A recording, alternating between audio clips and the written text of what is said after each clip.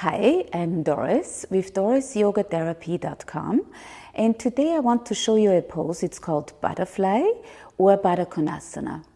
And very important that we all know the benefits of this pose.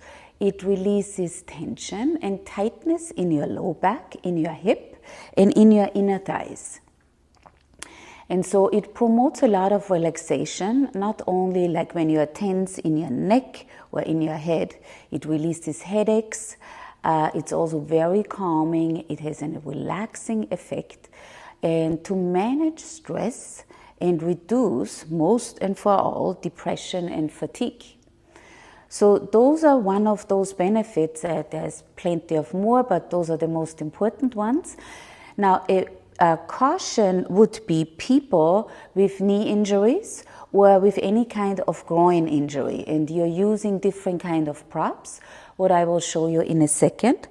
So what you want to do, you want to sit first like cross-legged, and then you have the soles of your feet together. So right here we are creating that butterfly pose with our lower limbs, right?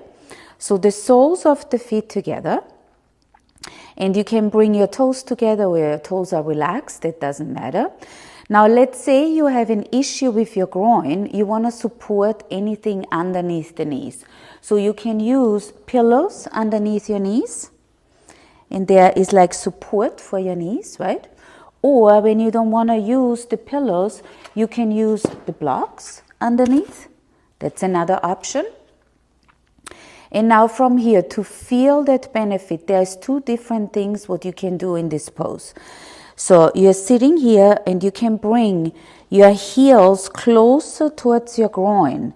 I'm not using now the props, so you just know, like without the props, you're bringing your heels closer towards your groin. You can hold on towards your toes or towards your ankles. I like to hold on more towards the toes. Then when you're tight in your hip, your knees probably will come up. For that reason, you have those props, right? And otherwise, you're just releasing your knees down.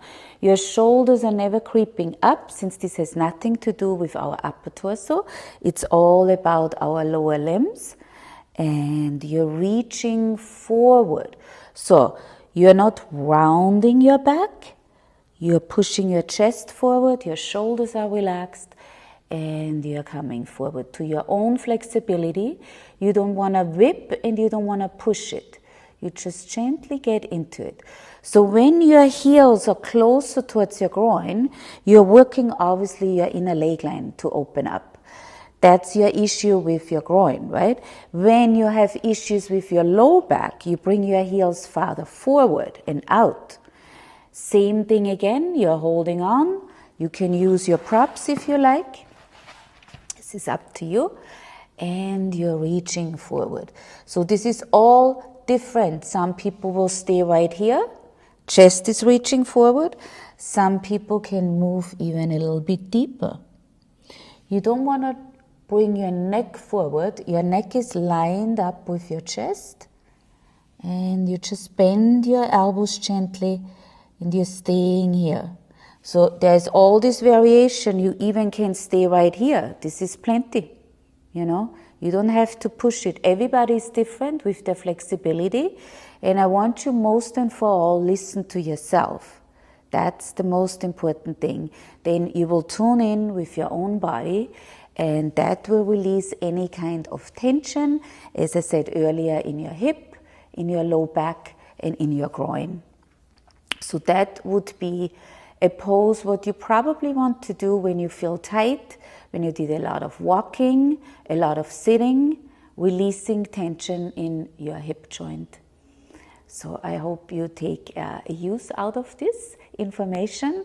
And in the next follow-up video, I will show you more different kind of modifications and variations of that pose. Namaste.